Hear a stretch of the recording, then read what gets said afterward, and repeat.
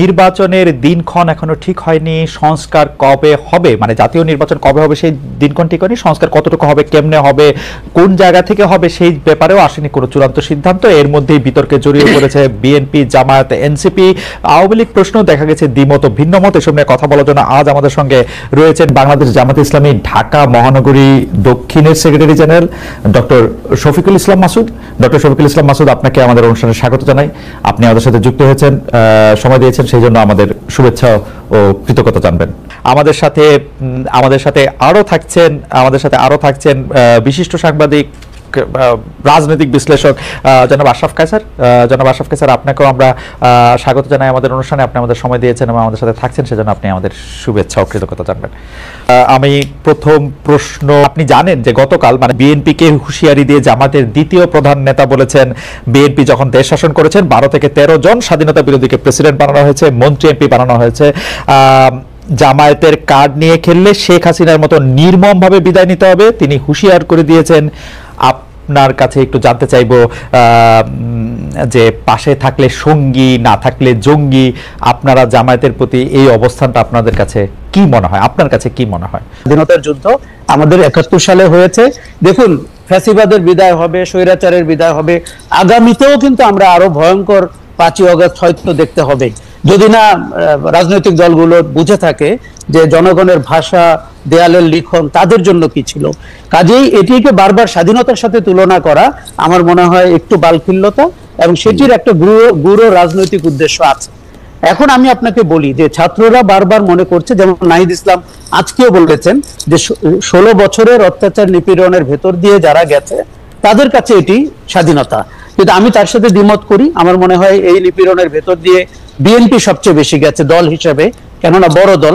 জামাত ইসলামীও গেছে, কিন্তু যেহেতু জামাত ইসলামী বাংলাদেশে একটা ইউনিক পজিশনিং এ আছে, যার 71 সালের মানে গণহত্যায় সহযোগিতার অভিযোগ রয়েছে, এই অপরাধের তদন্ত হয়েছে, কারো কারো বিচার হয়েছে, কাজে তার কথাকে আপনি গুরুত্বের সাথে নেবেন রাজনৈতিক প্রেক্ষাপট থেকে। আপনি শুরুতে যে প্রশ্নটি করেছিলেন বিএনপিকে সততার সাথে এই প্রথম এই প্রশ্নের জবাব দিয়ে নির্বাচনী যুদ্ধে অবতীর্ণ হতে হবে, সেটি হচ্ছে স্বাধীনতা বিরোধীদের সাথে তার রাজনৈতিক সম্পর্ক কি এবং তার ভবিষ্যৎ পরিকল্পনা কি। দেখুন, আমি মনে করি বিএনপির জন্য না শুধু 5ই আগস্ট কিন্তু আমাদের রাজনৈতিক ক্লাসকে একটি বেকায়দায় ফেলে গেছে, কেননা হাসিনা যে এত দ্রুত পালিয়ে যাবেন এবং আওয়ামী লীগের শাসন যে এরকম করে ভেঙে পড়বে এটি তারা আসলে বুঝতে পারেন নাই। ফলে তারা কিন্তু রাইটলি পজিশন না, এরকম একটি পরিস্থিতিতে তাদের রাজনৈতিক বয়ানকে কি করে মানে রেলেভেন্ট করে মানুষের কাছে যাবেন। যেমন রিপন ভাই বারবার 31 দফার কথা বলছিলেন, খালেদ আপনার মতো আমিও কিন্তু চমৎকৃত হয়েছিলাম যখন তারা ওটি প্রণয়ন করেন। আপনাকে শুধু একবার মনে করিয়ে দিই কোন পরিস্থিতিতে করেছিলেন, যখন আমরা দেখছিলাম যে হাসিনার শাসন প্রতিবার প্রলম্বিত হচ্ছে একটি অদ্ভুত নির্বাচনের ভেতর দিয়ে, এবং বিএনপির কাছ থেকে ক্ষমতায় যাওয়ার সম্ভাবনা আরো দূরবর্তী হয়ে যাচ্ছে, সেই প্রেক্ষাপটে তারা করেছিলেন। তখন কিন্তু তারা কোনো বামপন্থী দল, রাষ্ট্র সংস্কার আন্দোলন এদের সাথে সখ্যতার ভিতর দিয়ে সংস্কারের যে আশরাফ ভাই আপনার অনুমতি নিয়ে আমি শুধু ওই সময়টা কথা, মানে রিপন ভাই আমি আশরাফ ভাই কোনো একটা জায়গায় একসাথে কথা বলতেছিলাম, সেটা 2012-13 সাল এরকম হতে পারে। সেই সময় 13 সালের নির্বাচনটি হওয়ার পরপর 14 সালে এসে আমরা শুনলাম, বা 14 সালের নির্বাচনের পরপর আর কি আমরা শুনলাম যে শেখ হাসিনা 2041 সাল পর্যন্ত ক্ষমতায় থাকতে চান।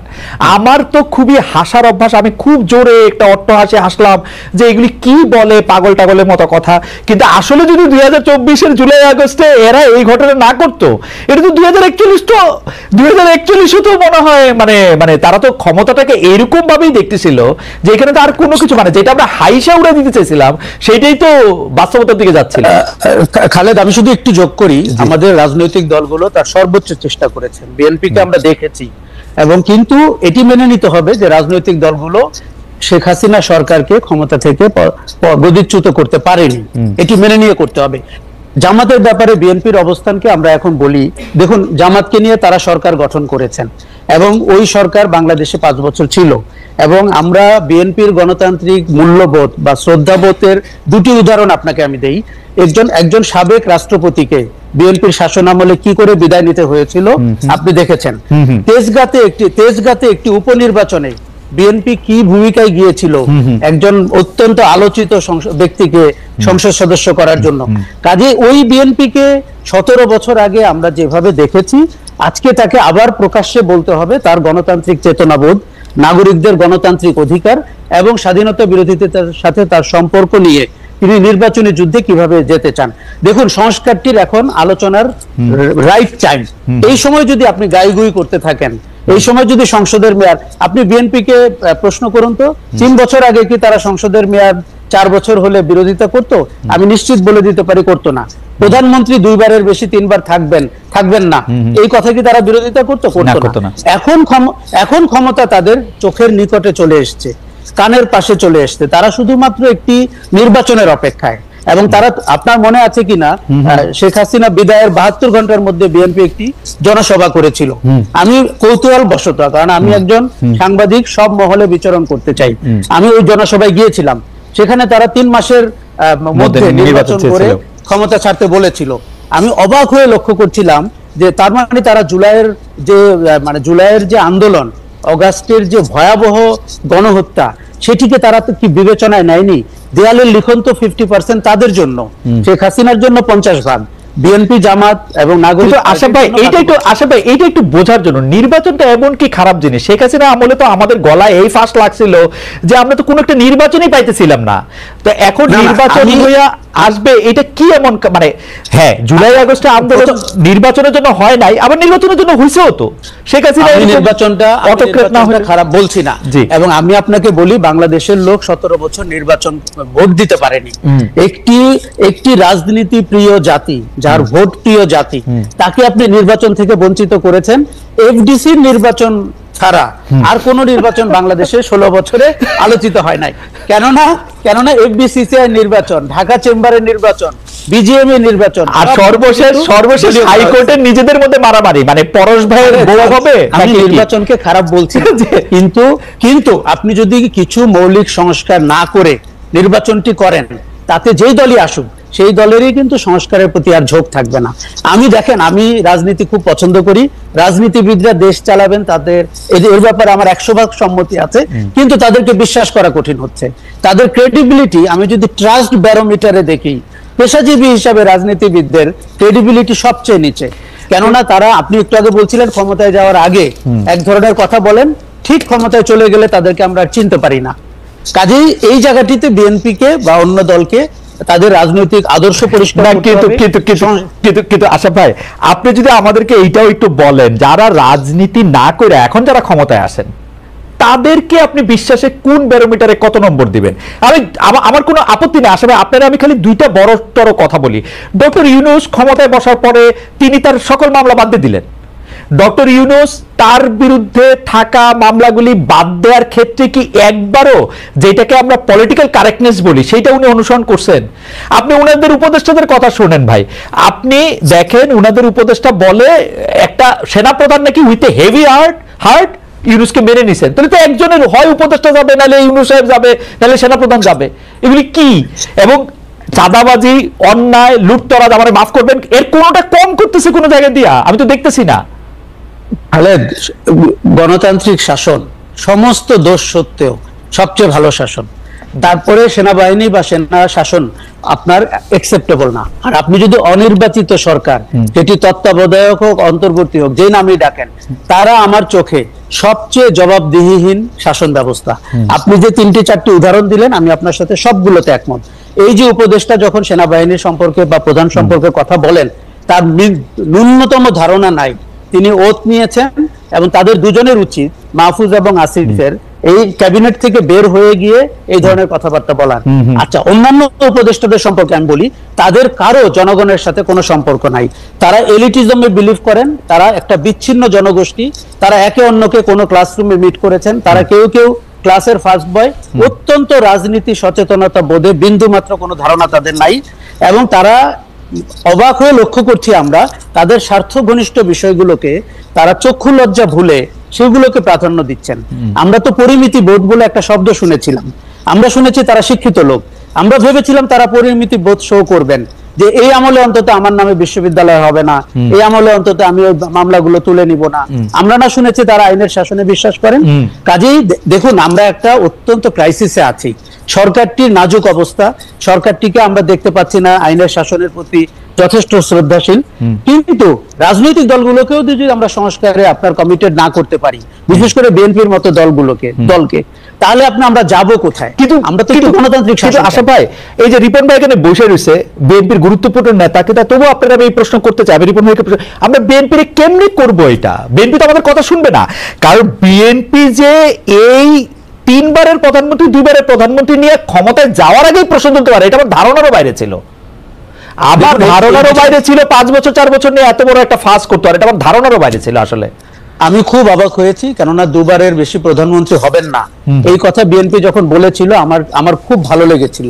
এবং দেখুন, সংসদের মেয়াদ দেখেন, আমরা যখনই পাওয়ারে কেউ চলে যায়, সংসদ সদস্য হয়ে যায়, তার আচরণ যে আমরা অপছন্দ করি, কখনো কখনো যে ঘৃণা করি, এই কথাগুলো কি বিএনপির লোকরা জানেন না? বিএনপি 16 বছরে জানেন না তারা কোন প্রান্তে চলে গেছিলেন? বিএনপির উচিত হবে এখন সংস্কারের আলোচনায় বারবার 31 দফা না বলে এই মুহূর্তের আলোচনায় তারা প্রমাণ করতে হবে যে তারা ক্ষমতার দৃষ্টিসীমার মধ্যে দেখছেন না। তাদের মাথায় কেন 3 বারের ব্যাপারটা এসছে আমি ভালো, আপনিও জানেন, আমিও জানি। এবং কেন তারা সরকারের মেয়াদ 5 বছর চান? দেখুন, শেখ হাসিনা 41 পর্যন্ত ক্ষমতায় থাকতে চেয়েছিলেন। এখনো কেউ কেউ বাজারে হাসিনার ফেলে যাওয়া ভূমিতে তার দলের ভোট, তার যে, আমি একদিন সেদিন বলেছি, আমাদের কোনো রাজনৈতিক দল আওয়ামী লীগ হতে চাচ্ছে, কেননা আওয়ামী লীগের যত কুকর্ম সেগুলোকে তারা বরণ করে নিয়েছেন।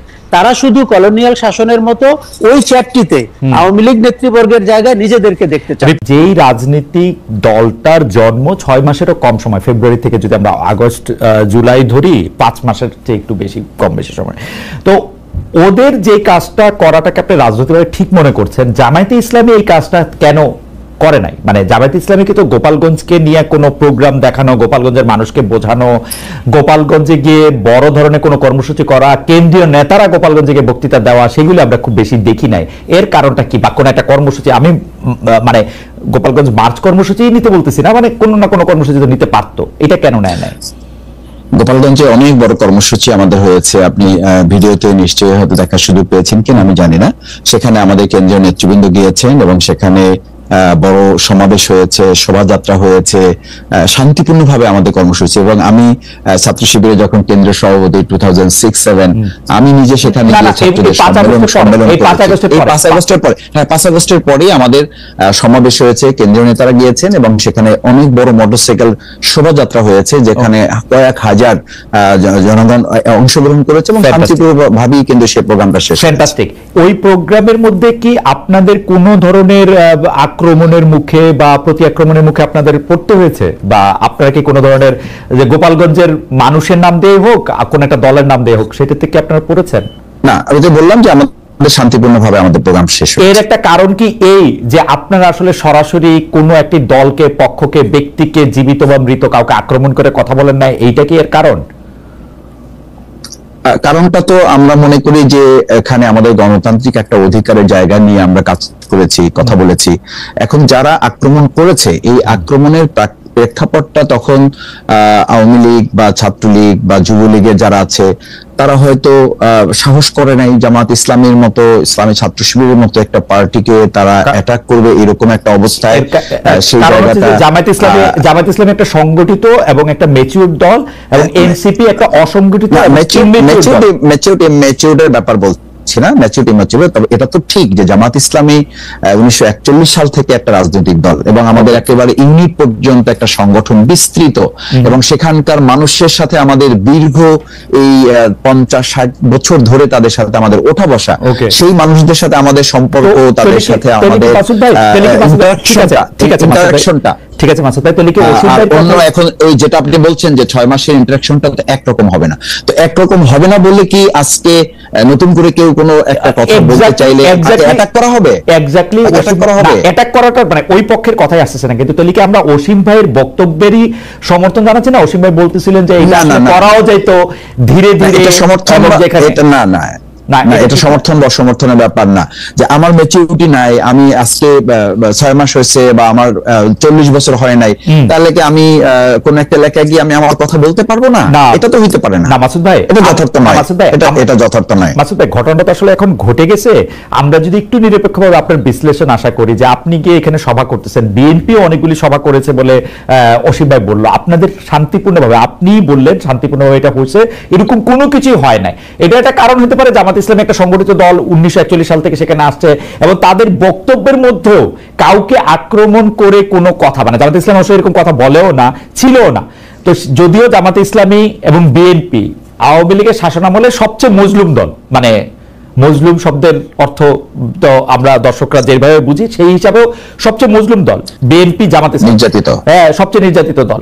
তো সেই ক্ষেত্রে আপনাদের উপর কোনো কিছু কিন্তু কোনো অ্যাটেম্প নেওয়া হয় নাই, কোনো আক্রমণ করা হয় নাই, গোপালগঞ্জকে তখন আলাদা জেলা মনে করা হয় নাই। এনসিপির ক্ষেত্রে যেটা করা হয়েছে, আপনি কি আর 1 মিনিট বলবেন যে এইটা আপনি আসলে কি কারণ দেখেন, মানে ওরা কেন করলো সেটা বাদ দিয়া এনসিপির ক্ষেত্রে আক্রমণটা করতে ওরা কেন সাহস করলো, সেটা যদি আমাদেরকে একটু বলেন মাসুদ ভাই। এখানে তিনটা ছোট পয়েন্ট বলি। একটা হচ্ছে যে জুলাই আগস্টের ভূমিকায়, এই জুলাই যোদ্ধা হিসাবে তাদের একটা অগ্রণী ভূমিকা আছে, সেটা আওয়ামী লীগের গাত্রদাহ বা তাদের একটা প্রতিশোধ পরায়ণতার কারণ হতে পারে। নাম্বার 2 হচ্ছে যে এই নির্বাচন বিলম্বিত করা অথবা নির্বাচনকে তাড়াহুড়ো করা, দুটো কারণেই কিন্তু পাবলিক পারসেপশনের মধ্যে আছে। যে আমরা কেউ মনে করছি যে কেউ নির্বাচন বিলম্বিত করতে চায়, আবার কেউ কিন্তু এটাও মনে করছে যে সরকারকে, পরিস্থিতিকে অস্থিতিশীল করে দ্রুত নির্বাচনটা আদায় করার একটা প্রক্রিয়াও কেউ করতে পারেন কিনা। নাম্বার 3 হচ্ছে প্রশাসনের মধ্যে যারা আছেন তারা হয়তো এটাকে একটা সুযোগ হিসেবে গ্রহণ করেছেন। এই সুযোগটা বিএনপির ক্ষেত্রে তারা প্রয়োজন মনে করেন নাই, এই সুযোগটা জামাতের ক্ষেত্রে প্রয়োজন মনে করেন নাই, সেটা হয়তো এনসিপির ক্ষেত্রে মনে করতে পারেন। তো সেটা প্রোটেক্ট করার দায়িত্ব তো সরকারের নেওয়া উচিত ছিল। আসলে চকবাজার বা মিটফোর্ডের ঘটনা নিয়ে কথা বললেও আসলে কক্সবাজারের ঘটনাটা নিয়ে কেন কথা বলেন, আপনি যদি আমাদের একটু বলেন। আমাদের অনেকগুলো বিষয় আছে, আপনি যদি একটু খুব সংক্ষেপে বলেন। আরেকটি প্রসঙ্গ হচ্ছে যে আমাদের একজন দর্শক আমার কাছে প্রশ্ন করেছেন, দর্শকটাকে আবার হারিয়ে ফেললাম, যে গোপালগঞ্জে যেতে কি এনসিপির খালেদ মহিউদ্দিনের কাছে অনুমতি নিতে হবে? না ভাই, নিতে হবে না, আপনারা যান গোপালগঞ্জে। জি মাসুদ আপনি বলেন।